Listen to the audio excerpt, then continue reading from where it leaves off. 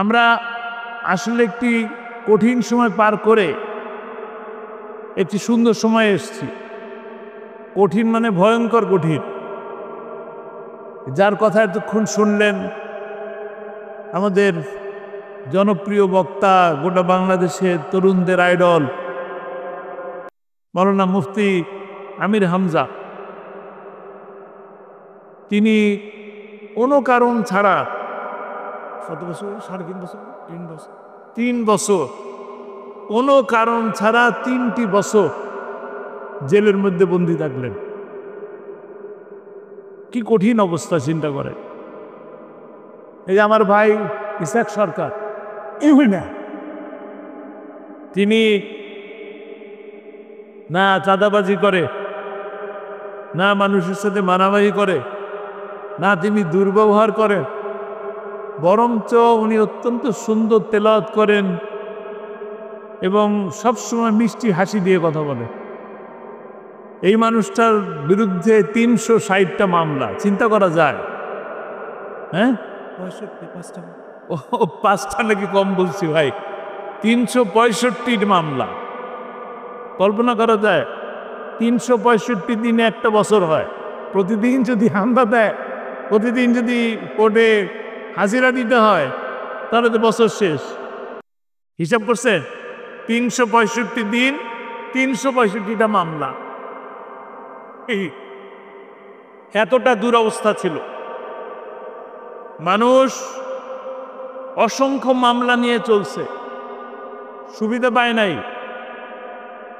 মানুষের কথা বলার বাক স্বাধীনতা ছিল না। মানুষের একসাথে বসার সুযোগ ছিল না। আমরা যদি 5 জন 10 জন একসাথে বসতাম, তাহলে আমাদেরকে বলা হতো সরকারের বিরুদ্ধে ষড়যন্ত্রকারী, নাশকতার পরিকল্পনাকারী অথবা জঙ্গি। ঠিক না? এত মানুষ জেলে গেছে, এত মানুষ যে একটা সময় বাংলাদেশের মানুষ বলতো যে কারাগার না, গোটা বাংলাদেশই কারাগার হয়ে গেছে। এরকম একটি পরিবেশ থেকে আল্লাহ রাব্বুল আলামিন অত্যন্ত দয়া করে, মায়া করে, করুণা করে আমাদের উপর একটা সুদিন দিছে। মানুষ যে সকল মানুষ, অনেক মানুষ মিলে চেষ্টা করলেও যে বিজয় আসে না, অনেক দল মিলে যে চেষ্টা করলে বিজয় দেয় না, এটা তার একটা প্রমাণ। আবার অল্প মানুষের প্রচেষ্টায় আল্লাহ তাআলা বিজয় দিতে পারে। দুর্বল মানুষের প্রচেষ্টায়ও আল্লাহ তাআলা বিজয় দিতে পারেন। আর শক্তিধর মানুষরাও পরাজিত হতে পারে, এটা তার একটা প্রমাণ। চিন্তা করেন এইভাবে, বাংলাদেশের সর্ববৃহৎ দল বিএনপি, বাংলাদেশের সবথেকে সুসংগঠিত দল, সুশৃঙ্খল দল জামাত ইসলামী, এই 2 দল সহ বাংলাদেশে যত দল আছে সমস্ত দল মিলেও হাসিনারে বিদায় করা গেল না। অথচ দেখেন সামান্য কিছু ছাত্র, আপনাদের আমাদের সন্তান সমতুল্য কিছু ছাত্র আন্দোলন করলো। কি আন্দোলন করলো? আন্দোলন করলো, দেয়ালের মধ্যে আঁকাঝাঁকা করলো, গ্রাফিতি, পঞ্চি নিয়ে রাস্তার উপরে দাঁড়ায় থাকলো, বুক পেতে দিল, 2টা গুলি করে ফেললো।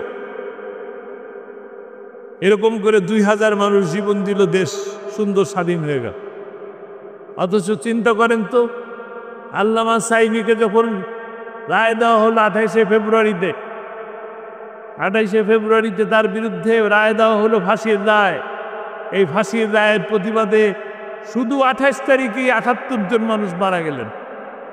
এরপরে তো 1 মাস, 2 মাস, 3 মাস, 4 মাস, মাসের 4 তারিখ পর্যন্ত অসংখ্য মানুষ, 248 জন মানুষ জীবন দিছে। দেশের পরিবর্তন আসছে। শুধু কি তাই? আপনি 2013 সালের নভেম্বর ডিসেম্বর মাসে কত মানুষ গেল? এই আর অল্প কয়েকটা দিন পর, আজকে এপ্রিল মাসের কত তারিখ? 25, মে মাসের 5 তারিখে শাপলা চত্বরে, মতিঝিলের মধ্যখানে, গোটা বাংলাদেশের প্রাণকেন্দ্র, সেখানে সারা বাংলাদেশের আলেম ওলামারা জড়ো হলো নাস্তিক্যবাদের বিরুদ্ধে।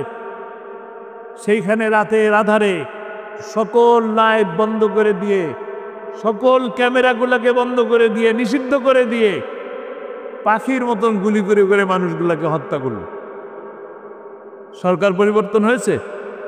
হয় নাই। সরকার পরিবর্তন হয় নাই, সেই মানুষগুলাই রয়ে গেছে। ওই মানুষগুলো একের পর এক জুলুম করছে, নির্যাতন করছে, আবারও মামলা করছে। ওই শাপলা চত্বরে তারা খুন করে উল্টো তাদের নামেও মামলা করছে। করছে কিনা? কিন্তু পরিবর্তন আসে নাই। পরিবর্তন আসে নাই কেন? পরিবর্তন আসে নাই কারণ এই জমিনটা কার? কার জমিন? কার? আইন চলবে কার? চলছে। এরকম প্রতিবারই মানুষ জীবন দেয় শান্তির জন্য, বৈষম্য বিরোধের জন্য, বৈষম্য থেকে মুক্তির জন্য, অর্থনৈতিক মুক্তির জন্য, ইনসাফের জন্য। কিন্তু মুক্তি মেলে না, শান্তি মেলে না, ন্যায় বিচার পায় না। ন্যায় বিচার আসলে মানব রচিত আইন দিয়ে ন্যায় বিচার প্রতিষ্ঠা করা সম্ভব না। কি দিয়ে সম্ভব? কোরআন দিয়ে সম্ভব। কি দিয়ে সম্ভব? কোরআন দিয়ে সম্ভব। একমাত্র কোরআনই পারে মানুষের জীবনে ইনসাফ ভিত্তিক একটি সমাজ প্রতিষ্ঠা করতে। মানুষের মুক্তি নিয়ে আসতে পারে কে? কোরআন। মানুষ শান্তি পাবে কিসে? কোরআনে। দেখেন, এই কয়েকদিন আগে, 1 মাস আগে আপনারা রোজার মাসে ছিলেন, রমাদান মাস। আপনারা রোজা রাখলেন, মনের মধ্যে শান্তি ছিল কিনা? শরীরের মধ্যে শান্তি ছিল কিনা? একটু জোরে সোরে বলেন, ছিল কিনা? ছিল। আল্লাহর হুকুম মানলে মনে, শরীরে, সমাজে শান্তি থাকে। হুকুম না মানলে শান্তি থাকে না।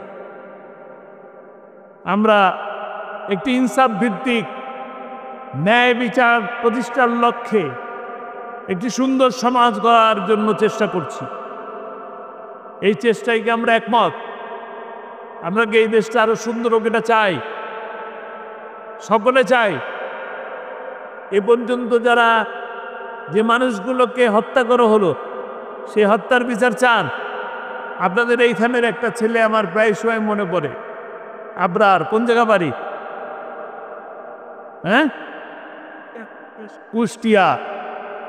আমার প্রায় সময় তার কথা মনে পড়ে। একটা মেধাবী ছাত্র, ফজরের নামাজ পড়ে, এই কারণে তার নামে ট্যাগ দেওয়া হলো যে তিনি শিবির। শিবির করা কি অন্যায়? শিবির করা কি অন্যায়? এটি জোরে সোরে বলেন। অন্যায় না, কিন্তু তাকে রুমের দরজা বন্ধ করে গিরায় গিরায় হাতুড়ি দিয়ে পিটিয়ে পিটিয়ে হত্যা করা হলো। মেনে নেওয়া যায়? মেনে নেওয়া যায় না। এই হত্যার বিচার পেয়েছি? বিচার পাই নাই। একটা ছেলের মুখে খোঁচা খোঁচা দাড়ি, খোঁচা খোঁচা দাড়ি।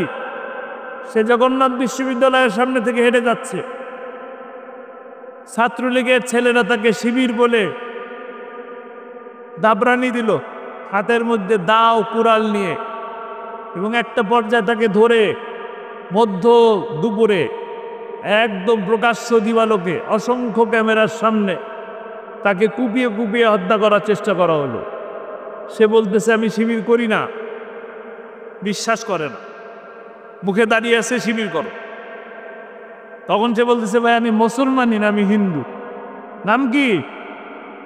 বিশ্বজিৎ। সেই বিশ্বজিৎ বাঁচতে পারে নাই, বিশ্বজিৎকে কুপিয়ে কুপিয়ে হত্যা করা হয়েছে। বিচার পেয়েছেন? বিচার হয়েছে? বিচার তো হয় নাই, বরঞ্চ এই দেশে নিরপরাধ মানুষগুলোই জেলের মধ্যে বেশি বন্দী থেকেছে। বেগম খালেদা জিয়া বন্দী থেকেছেন। তিনি একটি জেলখানার মধ্যে, এত বড় একটা এলাকা, সেই এলাকার মধ্যে একা তাকে বন্দী করে রাখা হয়েছে। আল্লামা সাঈদী কোরআনের পাখি, তিনি 50 বছরের অধিক কাল ধরে বাংলাদেশের সর্বত্র কোরআনের দাওয়াত দিয়েছেন। কোরআনের দাওয়াত দেওয়ার কারণে তার হাতে হাত রেখে হাজারো মানুষের উপরে বেশি মানুষ তার হাতের উপরে হাত দিয়ে ইসলাম ধর্ম গ্রহণ করেছে। অসংখ্য মানুষ, পথহারা মানুষ, মাদক সেবককারী মানুষ, বেনামাজি মানুষ, মিথ্যা বলা মানুষ, এই মানুষগুলো সঠিক পথের দিশা পেয়েছে। অপরাধ কি ছিল? কোরআনের দাওয়াত দেওয়া। কোরআনের দাওয়াত দিয়েছেন বলেই তাকে কি করা হয়েছে? বন্দী রাখা হয়েছে 13 বছর। 13 বছর আপনাদের সামনে আসতে পারেন নাই। 13 বছর তার মুখ থেকে আপনারা সুন্দর করে কোরআনের তেলাওয়াত শুনতে পারেন নাই, তার তাফসীর শুনতে পারেন নাই। কারণ কি? কারণ মানুষ যেন কোরআনের কথা না শুনতে পারে। লাভ হয়েছে? লাভ হয় নাই। বরঞ্চ আল্লামা সাঈদীকে গ্রেপ্তার করার পর অসংখ্য আলেম বাংলার মাটিতে এসেছেন। এসেছেন কিনা? এসেছেন। আলহামদুলিল্লাহ। কোরআনের বাণীকে আপনি বন্ধ করতে পারবেন না। পারবেন? যারা কোরআনের বিপক্ষে থাকে তারা কখনোই মর্যাদা পায় না, সম্মান পায় না। ঠিক কিনা? বিশ্বাস করেন? আল্লামা সাঈদী বলছিলেন না, দেখেন কিরকম সত্য কথা তার কথার সাথে মিলে। তিনি বলছিলেন আমাদেরকে বলো মৌলবাদী, আমরা হইলাম মূলবাদী। কি তোমরা? কি তোমরা হইলে আগাবাদী। যদি বেশি বাড়াবাড়ি করো 12 কোটি মুসলমান গোড়া ধরে ঝাঁকা দেবে। কোথায় পৌঁছাবা? কোথায় গেছে? কোথায়?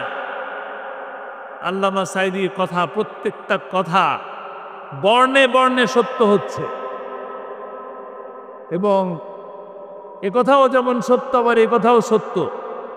তিনি বলেছিলেন, আমি সেদিন ফেসবুকের মধ্যে দেখলাম, যুবলীগের এক নেতাকে গ্রেপ্তার করতে গেছে পুলিশ, তাকে পাওয়া গেছে খাটের নিচে, তোশকের নিচে, ম্যাট্রিক্সের নিচে, তারপরে খাটের যে পাটাতন থাকে তার নিচে। পুলিশ সেগুলো উঠাইলো, তারপরে তাকে উঠায় বাইর করে নিয়ে আসা হলো। লেখা উঠছে ওখানে, আল্লামা সাঈদী বলেছিলেন এমনও দিন আসবে ইন্দুরের গর্ত পাবে না পালাবার জন্য। পালানোর জন্য গর্ত পাওয়া গেছে। কাজেই আল্লামা সাঈদী দোয়া করতেন দুইটা। কয়টা দোয়া করতেন? দুইটা। একটা হলো তিনি বলতেন শহীদি মৃত্যু চাই। কি? তাকে হাসপাতালে নিয়ে যেয়ে তাকে কি করা হয়েছে?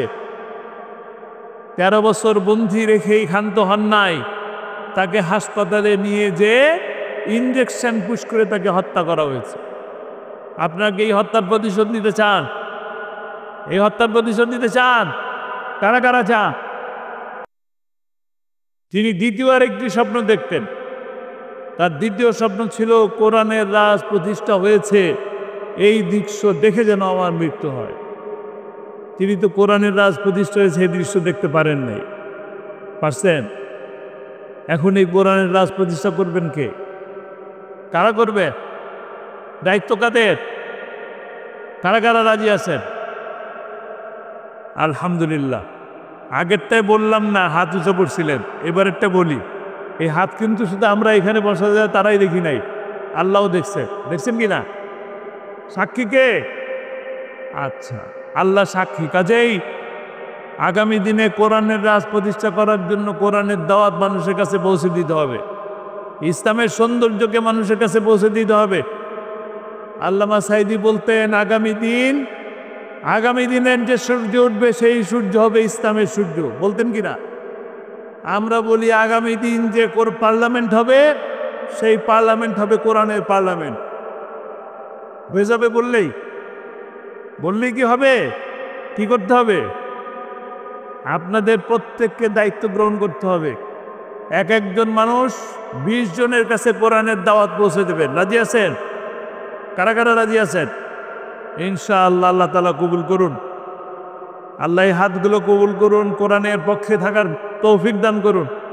কোরআনের পক্ষে থাকলে সম্মান বাড়ে, কোরআনের বিপক্ষে থাকলে সম্মান থাকে না। আল্লামা সাঈদীকে ভালোবাসেন? কি কারণে ভালোবাসেন? কোরআনের জন্য ভালোবাসেন। আর কোনো কারণ আছে? আত্মীয় আছেন এখানে কেউ? আচ্ছা, কোরআনের জন্য যদি ভালোবাসেন তাহলে তার সম্মান আছে। সম্মান আছে কিনা? আর তার বিরুদ্ধে যে ফাঁসির রায় লিখলো তার অবস্থা কি হয়েছে? শুধু কলার পাতা? তাকে গরু ছাগল বাঁধে যে দড়ি দিয়ে, সেই দড়ি দিয়ে বেঁধে টেনে হিস্টে নিয়ে গেছে। সম্মান বাড়লো না কমলো? কোরআনের সাথে থাকলে সম্মান বাড়ে, আর কোরআনের বিপক্ষে থাকলে সম্মান থাকে না। কাজেই সম্মান যদি নিয়ে বাঁচতে চাই, মর্যাদা নিয়ে যদি বাঁচতে চাই, জীবনে যদি সফল হতে চাই, বিশেষ করে এই জীবনই নয়, এই জীবনের পরে যে জীবনটা আছে, আমরা মুসলমানরা যে জীবনকে বিশ্বাস করি, আখেরাতের, অনন্তকালের, চিরকালের যে জীবন, ওই জীবনে যদি সফল হতে চাই, তবে এই কোরআনকে ভালোবাসতে হবে, কোরআনকে বুঝতে হবে, কোরআন নিয়ে চলতে হবে, কোরআনের রঙে নিজেকে রঙিন করতে হবে, তবেই আমরা এই জীবনে সফল হব।